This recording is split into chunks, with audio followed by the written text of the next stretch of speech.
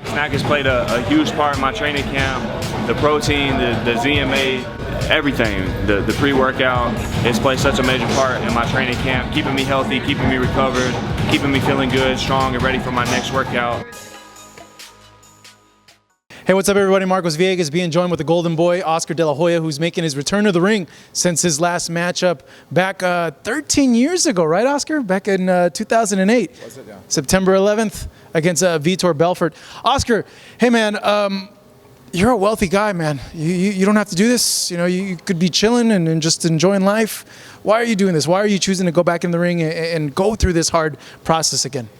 It's love for the sport, basically. I mean, I love boxing. I love what I did, and I love what I'm doing now. You know, and more importantly, I'm doing it for myself. Like that's the whole motivation behind it. You know, it's a different psyche. It's different. And I don't think anybody will understand it. There might be one fighter out there that can maybe understand it, and his name is Mike Tyson. So yeah, I'm just believing that I need to do this, you know, for myself. You're saying for you, like, what do you want to prove to yourself? That everything that I accomplished, everything that I've done inside the ring, whether it's win, whether it's lose, whether it's facing every single competition out there that's the toughest, whether it's winning the gold medal, 10 world titles, whatever it is, I want to do it. I want to prove to myself that I can do it for myself and that I'm not doing it for anybody else but myself. So it's a whole different mentality. It's a whole different psyche that goes behind it. The training is different. The motivation is different. The why you're doing it is different. So it's the first time that I'm ever going to experience that. So it's a challenge, you know, going up against Vitor, who's he's been up to heavyweight. It's a new challenge. So everything in my life is a new challenge now. So I'm pretty excited about that. Do you see this, or did you feel lost without boxing and going through this? And do you see this as a way to kind of like get back to like what you really love doing and kind of just be able to get everything else like distraction-wise out of your way? Well, there's one thing about missing boxing and being inside the ring and missing the limelight, missing the people, the fans. That's one thing.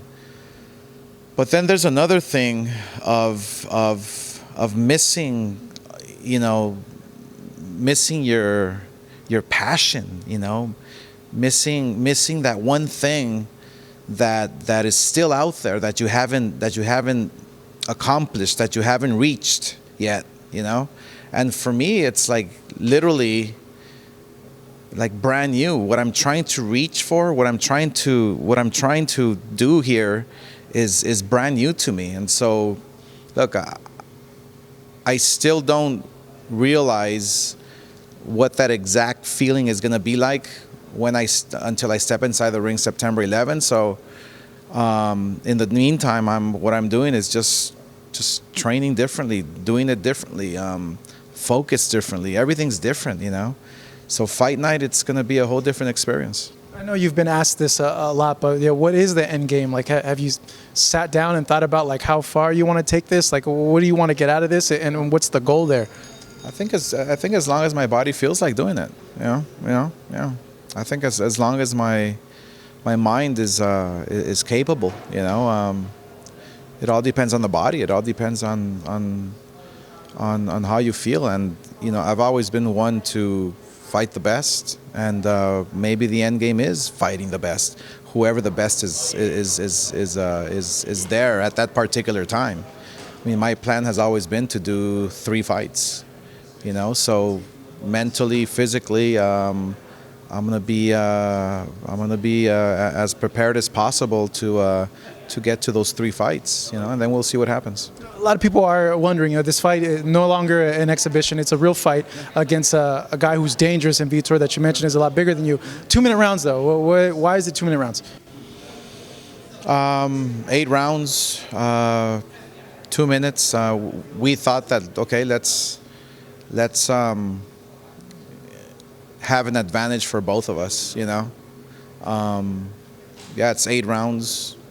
I think we're doing 10-ounce gloves. I'm not sure. I mean, I can fight with 4 if he wants.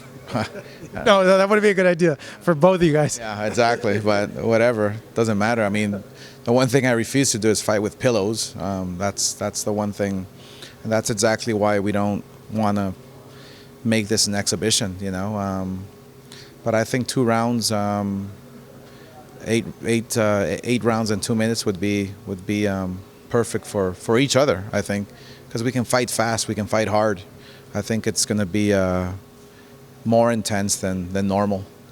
You know, Vitor's not a man without controversy. I know for a big part of his UFC career, he had TRT, testosterone replacement therapy. A lot of fans have brought this up, wondering if there will be drug testing for this fight because of the performances that Vitor had when he had the exemption. It was legal at the time, but now I'm not sure how it is in California. What is the drug testing protocol, and have you heard of the TRT things that people have brought up? Sure, but look, it's a fight. Strength is not going to matter. You know, I've been in there with big punchers, heavy punchers, and strength never matters. You know, yeah. I mean, is it a concern to everyone else? Not to me. You know, I don't really care. You know, one bit. I'm gonna make sure I'm just in great shape. You know. And my reflexes are there, and you know, my punching power is obviously there. I've never fought at 180, so it's going to be a new experience. Maybe it's going to feel different, but hey, I have a chin. I can take a punch. So let's go. Let's just go. Let's just go. That's why it's going to be a good fight. Let's just go. Last question, Oscar. The Canelo talk.